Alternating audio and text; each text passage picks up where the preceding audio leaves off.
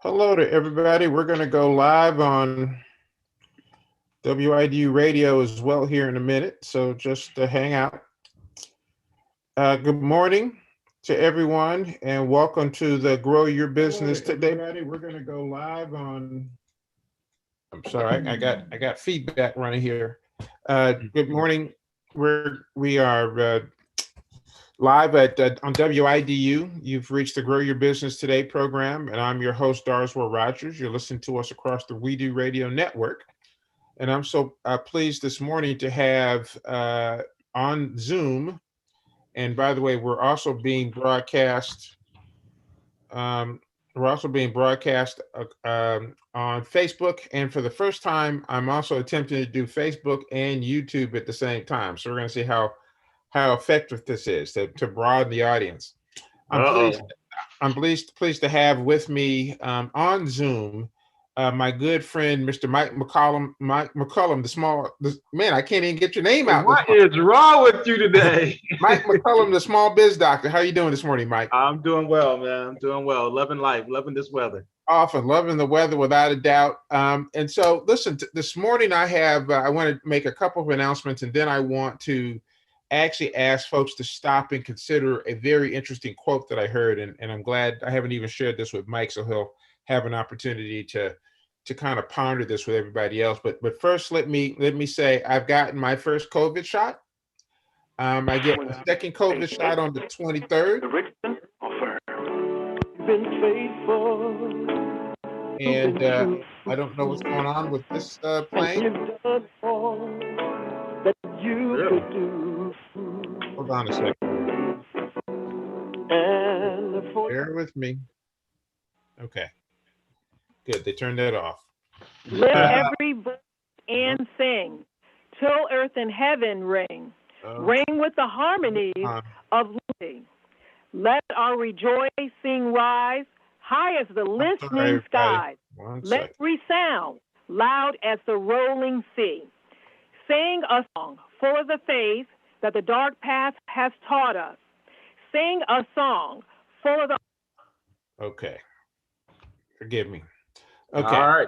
So hey, I didn't mind that. Hey, that was good for us to start the morning out anyway. Yeah, I'm not mad with it. It's just that we've got a plan on how we're going to do things this morning, and that wasn't it. So there you go. So I'm going to get my second COVID test on the 23rd. I'm encouraging everyone to, when the opportunity presents itself for them, to please go get their COVID test. I don't know, Mike, where are you on the COVID? Oh, I've had my first one. I get my second one in a week and a half. So okay. I'm good. Well, very good. Okay. The second thing is I just want to acknowledge the passing of Vernon E. Jordan. I had many opportunities to be in his presence. It was never introduced to him. But it was one of those situations where I saw him sufficiently frequently, either around DC, Howard University, or in New York City, that it was one of those, I've seen that guy before kind of attitudes. You know, I'd get on an airplane or the DC shuttle between DC and New York. So I never had the pleasure of meeting him. But his son-in-law, Barry Adams, and I actually were colleagues on Wall Street and did business together. So my condolences to the family. And, he was one of those extraordinary people who, in my mind, initially started out as a civil rights leader, right? He was head of the Urban League. Mm-hmm. And back then, people didn't really resign from those civil rights jobs. Those were kind of like, once you got, your head of NAACP or the Urban League, the presumption was you had that job forever. But he left and then went into practicing law, and then went from there because of his close relationship with Bill Clinton to being a tremendous confidant, and then went on to work at the largest private investment bank in the world, Lazard Frères. So an exceptional career, true power broker, business broker, and his influence will be sorely missed. Definitely.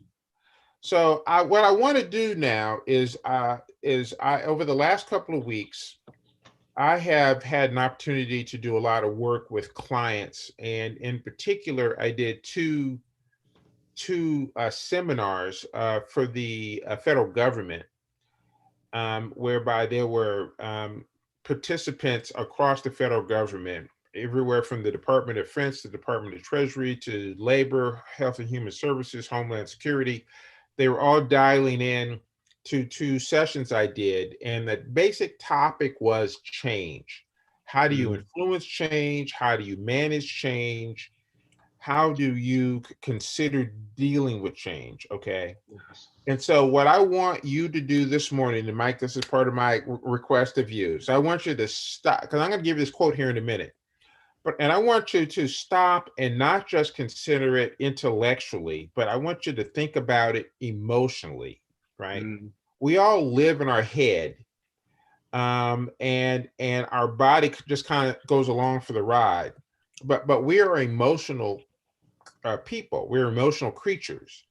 And so I want you to give your body, your emotions, your heart, and your gut an opportunity, and your soul an opportunity to consider this quote, because I really think that it gets so much to the essence of as human beings, as the nature of being human, how we need to begin to think about things differently. Now, this is, a business program. Having said that, some of the foundational concepts that I gave to folks around change dealt with the fact that people don't like change. So you can't change an organization if the people within the organization are resistant to change.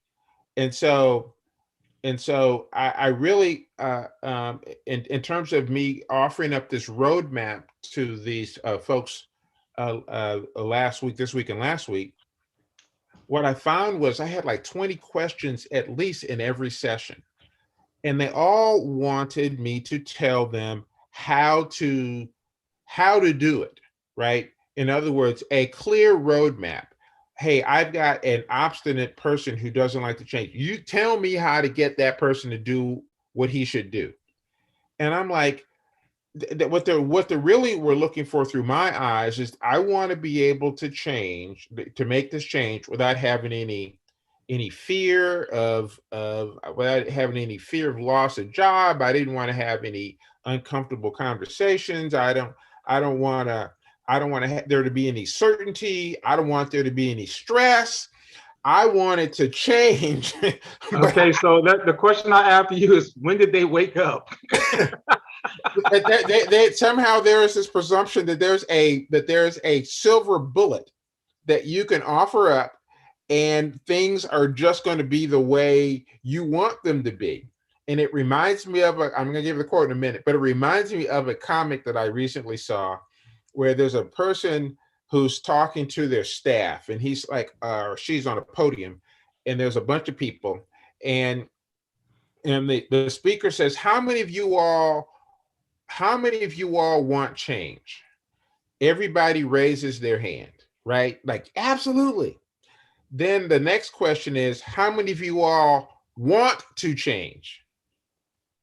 Nobody raises their hand. And then the third question is, how many of you all want to lead change? And literally, there's no one around. They all disappeared. They scattered to the four winds, so that the speaker is standing there by themselves. Okay. And so this is the fundamental challenge. And so here's the quote. The quote is, if you do not have a vision of the future if you do not have a vision of the future come on, you can do it. If you do not have a vision of the future, you are being defined by the memories of the past, and your life will be predictable. Yep. I mean, but a lot of times, if you look at it, it's the fear of it, but change automatically comes with some level of fear. It's just this, because it's the unknown. Okay, so, but what has to happen a lot of this is, people look at the fear. People will give you change, but they don't give you a benefit of that change. Say, okay, we're going to change this. We're going to go from software so-and-so, software 218 to software 311. Okay, and that's what we're using next week. But it's not giving you any information as to what the change is. So whenever you're going through change, there's a fear factor that's there, yes. But as long as the person who's doing the change will allow that funnel to be a little less as it's going through, a little tougher when it goes to the change. It's a little easier. But what you're saying is right. That change is it. And a lot of folks they don't want it. They want to stay in that and drive their Chevy Chevette for the next 20 years if they could. But the key here for me, Mike, is to stop, because you gave me the quick intellectual answer, right? Mm-hmm. What I want you to do is to pause for a second and think about the emotions associated with change. Right. You know, that is that is I really want folks to stop and say, you know, how do I feel about change? You know, do you want, because an organization, and I start with organizations, and let me just offer this up, because for the purposes of taking these folks through this class, I actually gave a definition of organizational culture. Okay. Mm-hmm. It's a system of shared assumptions, values, and beliefs, which governs how people behave in organizations. But let's understand that culture inside that organization is based upon the assumptions, values, and beliefs that the people over time brought to the job. Mm-hmm. So if you want to change the culture of the organization, you have to change the assumptions, values, and beliefs of the people inside the organization. Correct. Which means that the individuals have to change the assumptions they have around their values and beliefs. Okay. At least as it relates to their job. Now, in my mind, this feels exactly the same, Mike, as the feelings of a community. So if you drive to Chapel Hill, there's a set of shared values and beliefs that makes that place feel different than if you were to drive to Durham. Mm-hmm. Durham and Chapel Hill do not, for me, feel the same. Okay. Fayetteville and Lumberton don't feel the same. Exactly. Right. And so we continue to talk about wanting a new, a better, a more vibrant, or more economically capable and competent and secure community. In order for that to happen, we have to change our assumptions, values, and beliefs. So what's your reaction?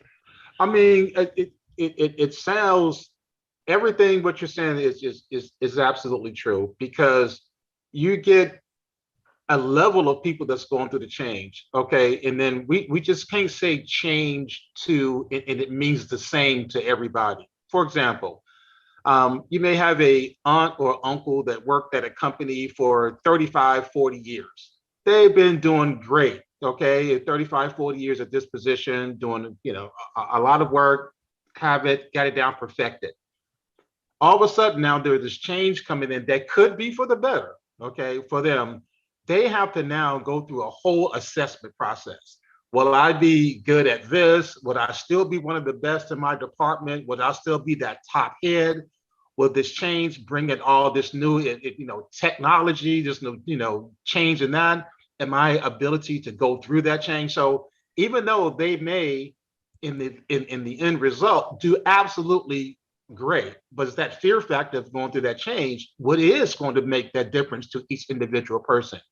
Or you get a person that's trying to go into one, type of industry to another, and they always like that, but they want to get into it, they're not ready for it, whatever the case is, there's a change. But what you're saying is true.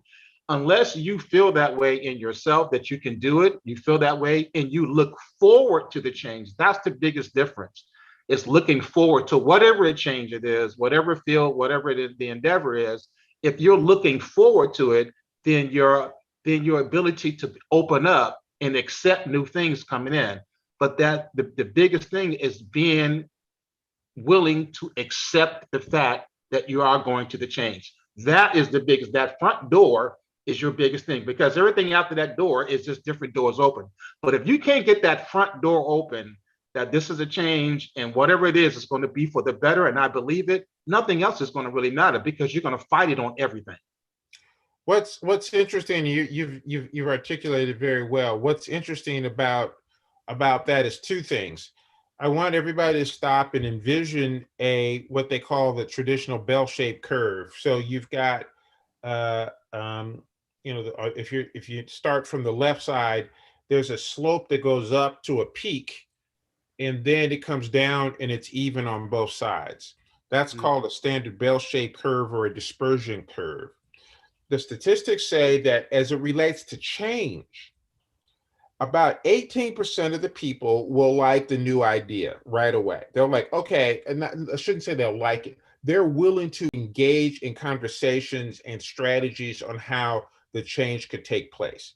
18% of the people are going to be willing and open to the idea.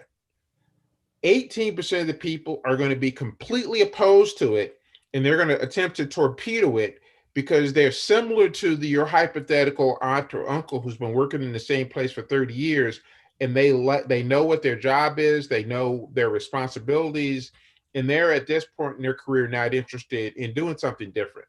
Now, I don't want to completely stereotype older people because there are plenty of older people who love new ideas, and there are plenty of young people who don't like new ideas. Yes. So you've got 18% who are very open to the new idea. You got 18% of the people who are opposed to it. That leaves 64% in the middle.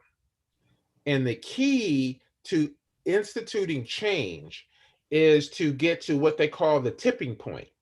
Someplace, somewhere along the way, that group that likes the idea has to persuade a sufficient number of that group in the middle, which is called the early majority and the late majority, to persuade a certain percentage of them that the new idea is good. And once you get a certain percentage in terms of social movements, according to Malcolm Gladwell's book Tipping Point, it's somewhere around 25% of the people. Okay, so you started with 18. If you can get to 25, it'll tip. An example of a social change would be a mobile phone. We went from nobody having a mobile phone to me talking to me personally, that the people with mobile phones, when they had those big phones, were just being kind of showy and arrogant. And, I sold them when they first came out. Trust me, I had that arrogance. I was one of the first cell phone salesmen. And I was like, what's he think he's doing? He thinks he's cool. He thinks he's this, that, the other.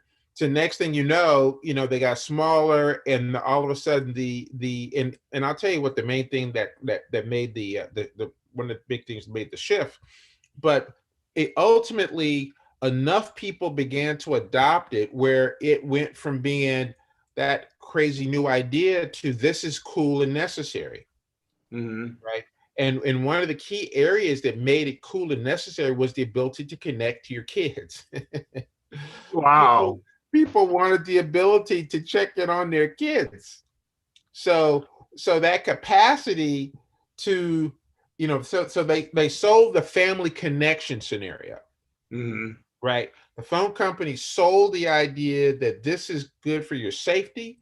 This is good for connecting with your children kind of real time. And that was one of the big areas that caused the tip. So I say all this because I like to always come back, particularly Mike, when you and I, and think about community dynamics, right? I have said, I've been on the radio, I don't know, 8-10 years, I forget how long, that our community has some of the smartest people I have seen anywhere in the world. But if you go back to the quote, if you do not have a vision of the future, you are being defined by the memories of the past, and your life will be predictable. It is unclear to me what our vision for the future is. And it is very clear based upon most of what I experience that we are very much locked and defined by the memories of the past. Well, I mean, again, I think what you're saying, taking everything into consideration, is absolutely true. There's only just that one element in it that will make that for those people who are on the side that says that they don't like change, or they're, they're up for it, but that the people in that bubble in the middle are just people who don't really fully understand. Because you can ask a lot of people sometimes, you can ask when they go into situation, okay, what is this? You just sat through the same webinar or the same seminar with Darswell Rogers. He went through and told you everything about the company, told you what needs to this. He did these perfect, he analyzed everything and he came up with this. At the end of that, you can ask 5 people what their perspective was, what they got from that.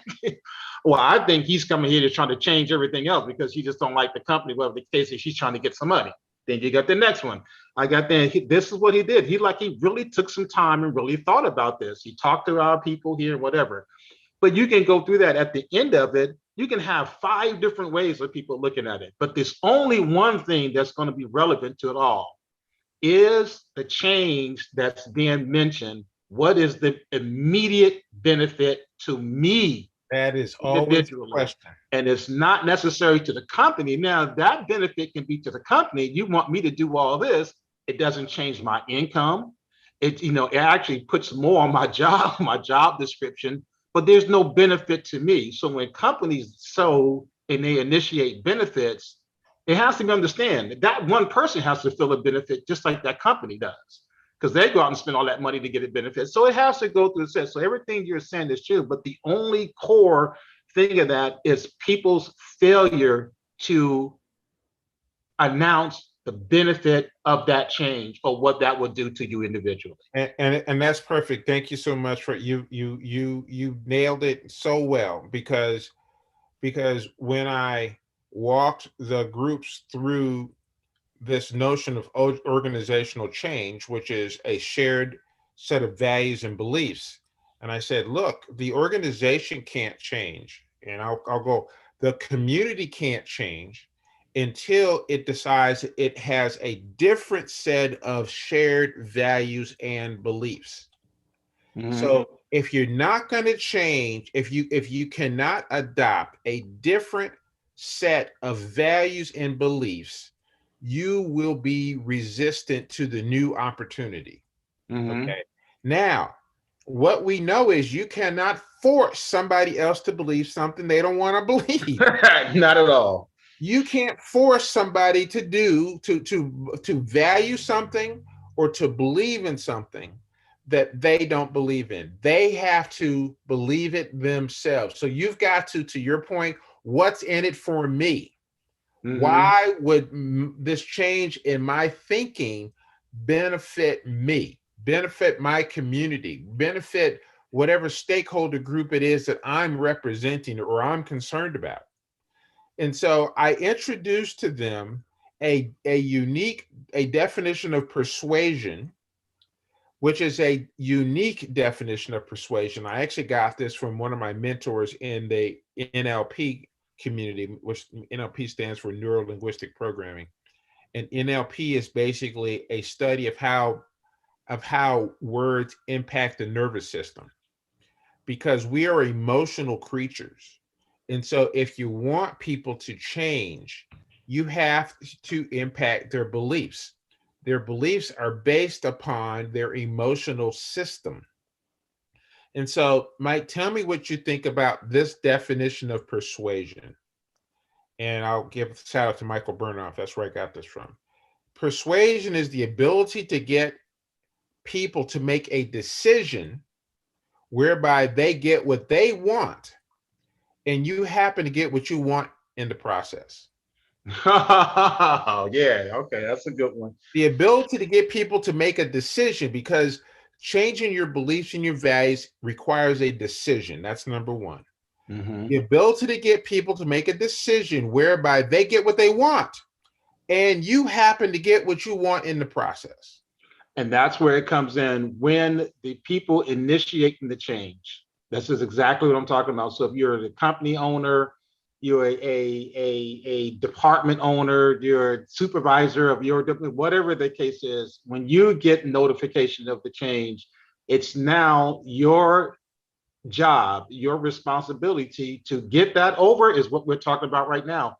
Figure out a path, because that path, you can have for example, and I was in my department, I had 30 different people in my department. And when the change would come to my department, I would literally have to, if there are changes or things happening in the department, I would literally have to sit down and figure out how I'm going to discuss this with each individual person. I just can't use the same words. I just can't come into Darswell where I say, Darswell, we're changing over to software 11 next week. Darswell's going to ask me, what is the change? What is it going to do? Can you give me a reason? What, whatever. So you have to figure out your particular avenue with that person. And it's not a blanket statement. You can't do that. And just like when you're interviewing people and going through and hiring them in positions, you hire them based on that, what your individual assessment of them is. It's the same thing with change. So if you know that Mrs. Smith in finances, and she's a CPA and she's going to be, crazy about this change of this different software for the software program that they're using, that she's been using for so long, it's going to be different. But if you go through on both sides and say, okay, this is what the change is, again, the same thing I'm announcing is what the benefit. Now, you individually may not like it, but that change can also be for the company. How can it be better for the company that in change would be better for you as an employee of the company? So there's different angles of looking at it. Yes, and so you're spot on. And so what I help people to focus on is I say, well, listen, the person who does not want to change, okay, even though their change may be good for them, it's the uncertainty that has them stuck. And so what I say, what I argue, and what I share with clients constantly is, you have to connect every person's job to the mission of the organization. Mm-hmm. And so if you connect each job to the mission of the organization, then the question at least begins as, is there a better way for us to fulfill our mission other than what you're doing right now? Is there, Wow. and so you bring in okay, I've got to, and this is why vision and mission and values are so important for companies to develop, and for it not to just be a plaque on the wall, but it be something that is the core values and belief system of the organization. So if you go back to the fact that culture is a shared set of assumptions, values, and beliefs, and then the vision, mission, and values are something that get articulated by the organization constantly, you have the opportunity to connect those two. So then when there are events that take place, let's just say competition, that is about to disrupt your ability to fulfill your mission, Mm-hmm. you can say, wait a minute, okay, we maybe need to do something different. And so I'm trying to, there's 1,000 companies out here I could pick. I'm trying to pick kind of an obvious one. I don't know what Kodak, I'm gonna use Kodak. I don't know what Kodak's mission was. I maybe could look it up real fast. Kodak, was the world leader in film, right? Film processing. They also were the inventors of digital photographs. So the way we take a photo every single day with our iPhones, which is the largest producer of pictures in the world right now, is an iPhone. That Kodak invented the technology that's in everybody's phone, but their vision for the company was tied into the processing of film. And so therefore they were not willing to change or pivot when the information in the marketplace said to them, yo, dude, I got news for you. This digital thing, remember that thing you invented 10, 15, 20 years ago that you didn't think was worthwhile? Now look at it. That's what everybody's doing. Yes. Right? Absolutely. And so you have to deal with this change that way. So I want to bring that back to the community level and pose the question, what is the vision for our community? Well, first of all, we have to look at, and understanding what you're saying about change is one thing. change has to start from something. It has to build from necessity. It has to create something. In order for change, it has to be based on something.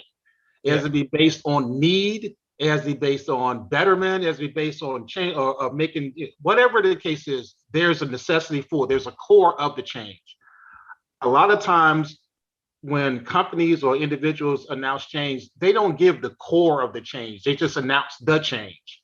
If they say, if I say to a person that works in my company, whatever the case is, hey, we found this out. When we went through our system, we found this to be a problem. 1, 2, 3, 4, 5, and it kept coming over and over and over and over again. So what we're going to do is we're going to put in something that will make that change not happen. So now that whatever that happened before is going to be better on this one, and it's going to be better for you. It's going to be better for the company. It, like you're saying, with that bubble on, the 18 on the 7 and the bubble in the middle, it has to be the same thing. A change. You have to have the necessity for it. Where is it growing from? Then to what it is, and then the benefit. If it goes through that cycle, I think it'd be a change that's a lot more exciting. The problem is the middle part a lot of time is left out. And so you're coming back to the need for good vision, mission, and values. So let's assume that a community's mission was either the vision or the mission. I can't sort that out in my head so quickly. But if it is to be the most innovative mid-size city, whereby it derives economic opportunities and attracts young talent and capital. And so basically, we want to be the best community at doing that. We want to be the best mid-sized city at being innovative in attracting talent and capital, and supporting a better lifestyle.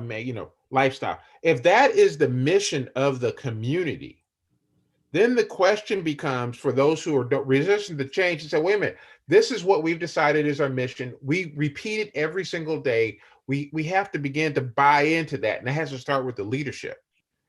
Then you have to say, well, I understand your concern, but how does that match up with where we want to go? Where are we going? Well, I have a real good one for that, and that's under the Biden change. Okay, so we're going through. So what we're talking about right now is going through with the $1.9 trillion of relief bills going into the Biden campaign. Okay, this is a clear example of change, of necessity, change, and benefit. Because if you look at this, it says in that report that there were 1 million Black farmers at the turn of the century. Okay, today there are only 50,000 Black farmers that's on listed right now. Yeah. So if you look at this, 1 million. Now at the turn of which century? The 21st century? At the 21st century, yes. At the 21st century. So there was 1 million, and it turned down to now only 50,000. If you look at that, so what the relief bill has now come in to say that they're going to have X amount of $1 million that's going to be going towards the Black farmers. Yeah, they're focusing $5 billion. I knew that part. So wait a minute, let's take a step back, because you jumped in. That's on point. Mike is talking about, because I had made a commitment that we were going to talk about interesting events that showed up in Black enterprise. And so go ahead, Mike. There's an initiative in the Biden $1.9 trillion bill specifically focused on supporting Black farmers. Well, in the Biden one, it's a 1.9 trillion relief bill. Okay, and what that includes in that relief bill is $5 billion for Black farmers, because Black farmers on the brink of extinction. I mean, let's just be honest with it.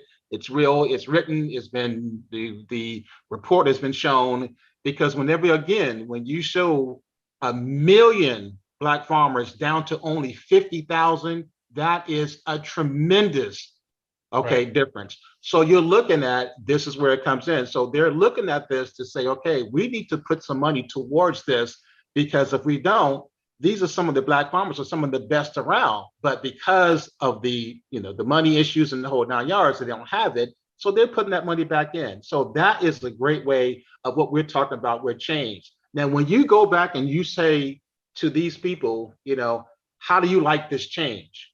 What kind of benefit you think they're going to get on this? You're going to get nothing but positivity. You're going to get great. They're helping my company. They're helping our family that's been, 30, 40 years in this, whatever the case is. You're going to get a lot of positivity because you aligned it in that way. We saw the problem. This is the change, and this is the benefit right there to it. So going through that, if we don't, and we all have to look at this, I think people don't understand and we don't look at this all the time because it's not announced. Because again, remember that number of 1 million, just think about that. 1 million Black farmers at the turn of the century is now only 50,000.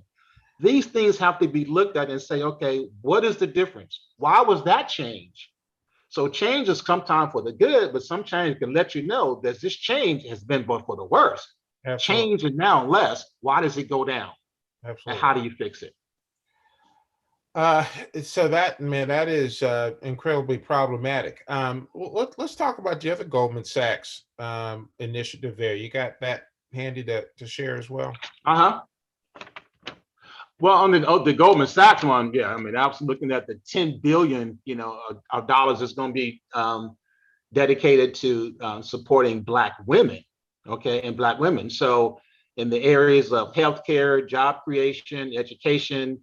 So, the banks and everything are looking at these Black women and saying these Black-owned companies, and they're listening to get in, like I say, $10 billion over a decade is a lot of money. So again, in those areas that I'm talked about, but if they looked at it and kind of did a report, it says by doing this, they're looking at, the banks are looking at 1 million Black women to impact the lives of 1 million Black women. So by 2030. So if you're looking at that amount of money going towards this money towards Black-owned business, women-owned businesses by 2030, you're looking at things that now they're looking at the problems. Again, we're looking at the problems and looking at what's happening to the Black-owned businesses, the women businesses are being impacted. So these changes, exactly what we're talking about right now, is coming in. Because if we don't, just think about it. Things are going to start falling off. Our economy, when you start having Black-owned businesses drop off, Black-owned women businesses drop off, men businesses drop off, farmers drop off, guess what? Everything is going down, but that's going to have an overall impact over our overall economy. But now they're trying to figure out in that economy which one needs the most help. And this money being allocated to some of these Black farmers and Black-owned businesses are absolutely great. So because there's a statistic that's also quite alarming. They say 500,000 Black women have left the labor market since January of 2020. Mm-hmm. And what we're looking at here is a realization that women in general, Black women in particular, they're drivers of the economy. They make so many decisions on behalf of their families in terms of how money is spent. Well, if they're not in the economy, if they're Absolutely. not employed, this is massively disruptive. And I'll tell you, here's a very interesting statistic, and I'm pulling this from memory. I'm pulling this from memory. There is a statistic out there that talks about the amount of money that the United States spends on social welfare programs like food stamps and the like. Mm-hmm.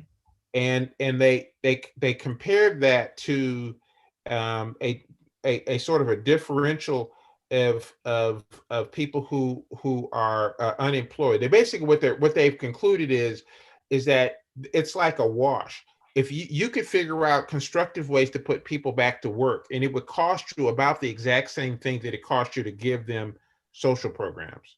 So why not develop strategies that would put them back to work, invest that money, putting them back to work versus providing them with support because they're not working. Right. You know, so just give them aid instead of a way of getting back to work. Yeah, because dignity begins with a job. A self-worth begins with the capacity to work.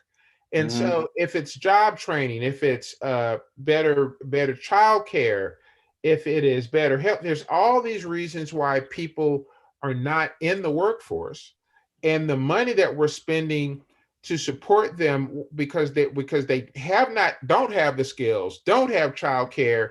If you invested it, it's about the same amount of money. Mm-hmm. And it's, for me, doesn't make any sense that we wouldn't say, you know what, there's got to be another strategy here. Exactly. Well, one thing that we talked about, and we looked at this, and we looked at the overall change. But one thing, and I like what you talked about in yourself, is that looking at some of this in your change, one of the best things, one of the first things you have to do is to evaluate yourself. Yes. A lot of times we look at it and we know what a lot of our deficiencies are. We know where we know where we lack in certain areas. We know where we're not great in, but we don't have the ability, we don't take the time to better ourselves in those particular areas. So you look at yourself, you look at a profession or something that you've been doing for a long time, you see it's not growing, you see things are not getting better. At some point in time, you have to do your own personal assessment. And that's where it comes in, because, and that's sometimes is even more difficult than having someone else assess you.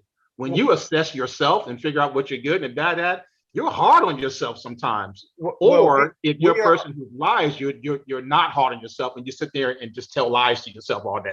And so this is, Mike, you're making some great points today. By the way, I'm here with Mr. Mike McComb, the small business doctor, where we're talking about the challenges with change, the challenges and the recognition of the fact that change requires a modification of our values and our beliefs. That's where change arises. And I offered up a quote, and the quote was by actually Joe Dispenza, is where I got this from. And the quote is, "If you do not have a vision of the future, you are being defined by the memories of the past, and your life will be predictable." Yep. And so we are the worst critics of ourselves of anybody. We self-talk ourselves down. You know, the meanest thing that somebody has ever said to you is probably not as doesn't come close to what you say to yourself, because you probably took what those people said to you that was uncomplimentary, and then you just continue to repeat them to yourself on some sort of regular basis.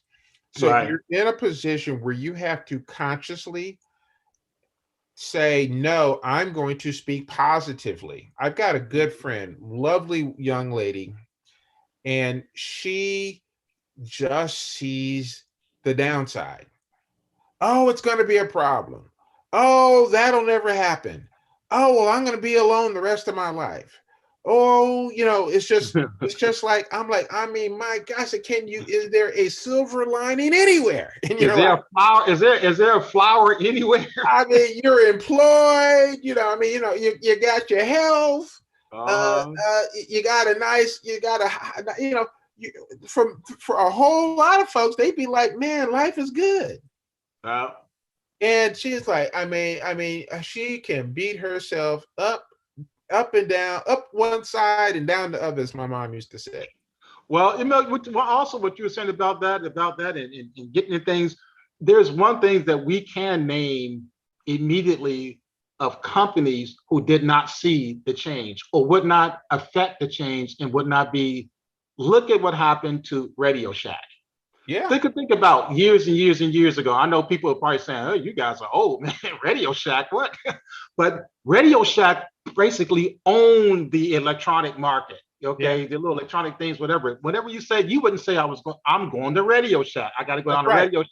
That's right. You said you were going to Radio Shack. Exactly. You know, you wouldn't say I'm going to a store. I'm going to Radio Shack. Right. I mean, so you look at Radio Shack. You look at companies like Montgomery Ward, Sears. There's no way in the world that these major billion-dollar companies could not see a change in that industry, and not willing to make a change. And let's talk about, because when you started talking about companies, you mentioned Radio Shack. Let's talk about Sears. I actually wrote a blog post about Sears. Sears was Amazon 150 years ago. Yep.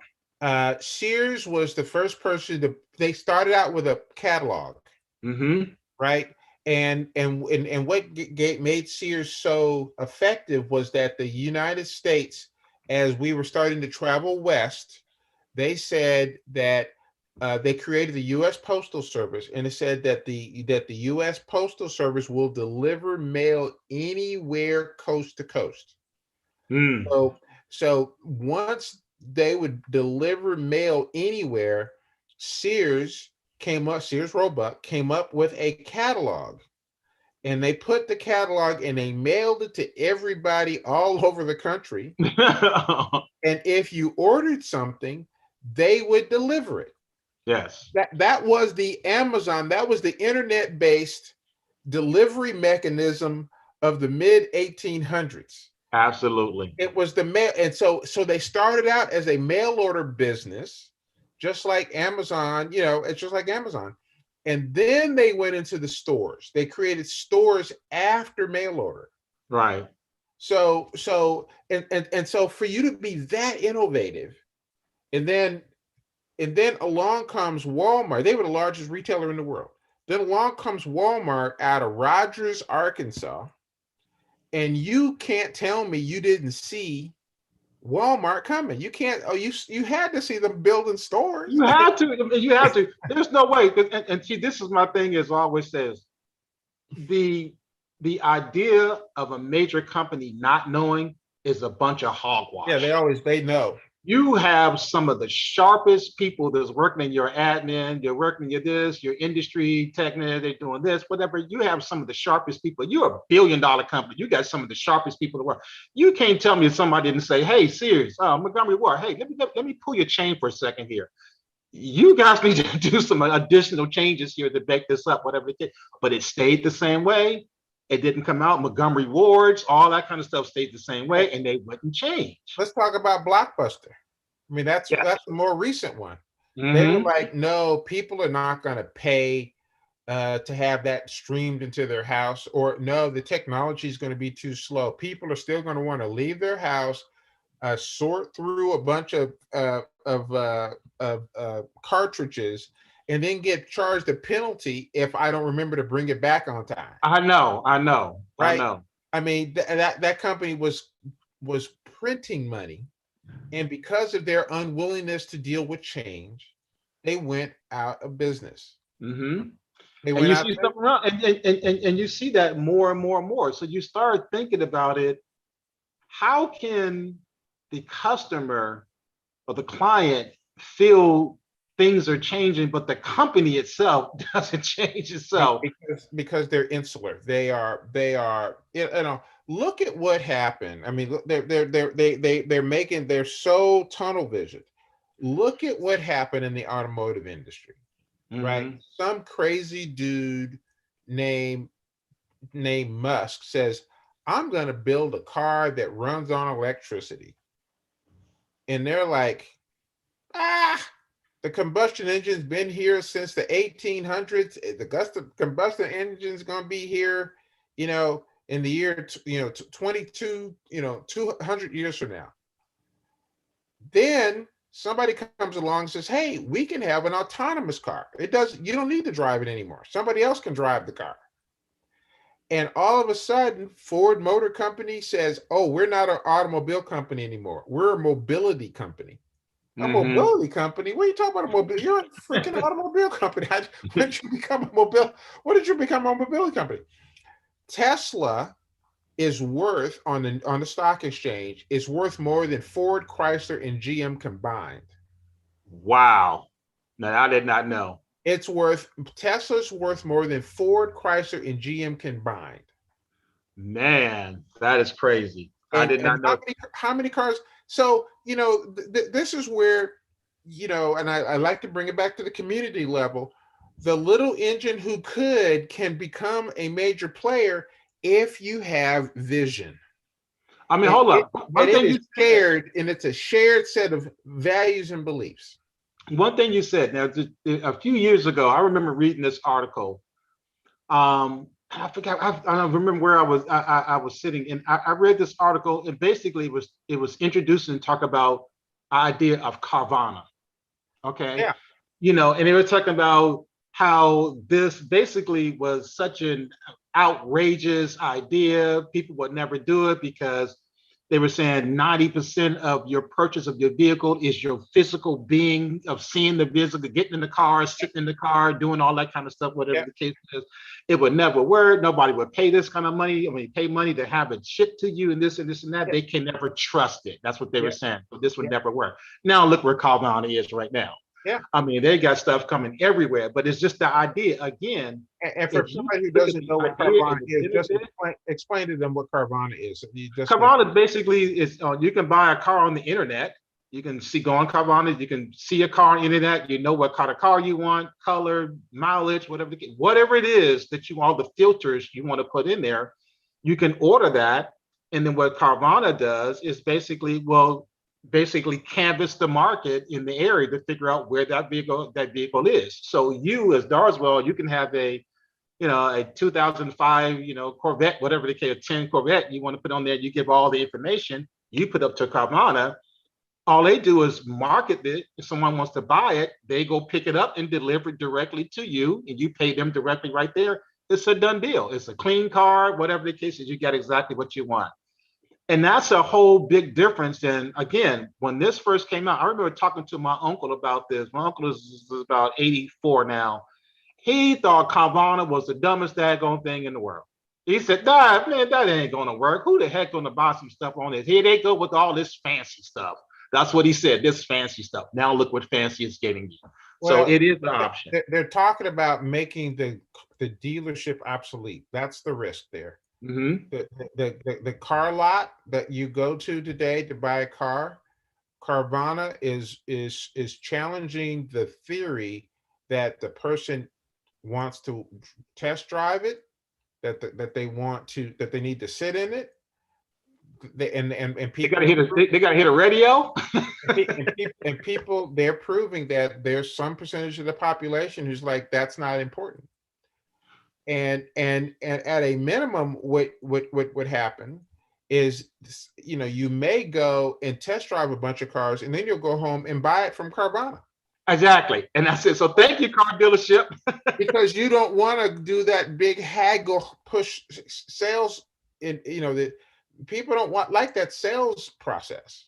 Oh, let me go. I don't know if I can do this, but let me go talk to my sales manager, and they back there drinking coffee, not thinking about something else. I don't want to sound bad to the car people, so I'm not saying that, but that's how they usually do. So what I think is, because we just got a couple of minutes left here, what I really what was just struck by, going back, because this conversation comes out of some work I've done with some clients recently that are grappling with change because they're seeing industry shift on them. Okay. And then I did these presentations to the federal government, and let's be clear. The federal government by its very nature is not going to be quick, fast changing typically.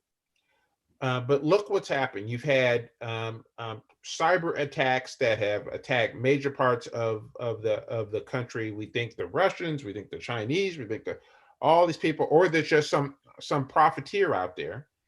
So you've got all this new technology coming on stream: artificial intelligence, Internet of Things, cloud computing, big data, augmented reality. You've got all this tech coming on stream. And industry is rapidly adapting these things, and the workforce in the government is saying, wow, we need to begin to adopt some of this stuff. But you've got a culture, which is the shared beliefs and values of the majority of the workforce. It's like, this is no different than, the introduction of the telephone, or the introduction of the mobile phone, or the introduction of the printer. Yeah, it made our lives. Hold on. I got one introduction I want your people to look at, and for people to look at, like, real quick. Go on Google or YouTube and look up the word mobile taxi. Incredible. Just look at the mobile taxi, and you're going to be incredible as that, because they're now taking that to the the Jetsons kind of thing, with the taxi has be a mobile in the air. There's air taxi. So just look that up and you'll be amazed. Perfect. So Mike, we've reached here the top of the hour. I want to thank Mr. Mike McCullum, the Small Biz Doctor, for spending time with me this morning. Thank you, Mike. You're welcome all the time. And to everybody, you have an outstanding Friday. Have an outstanding weekend. We will see you next Friday at the same time. You've been listening to Grow Your Business Today. Everybody have a great weekend. Bye. Take care.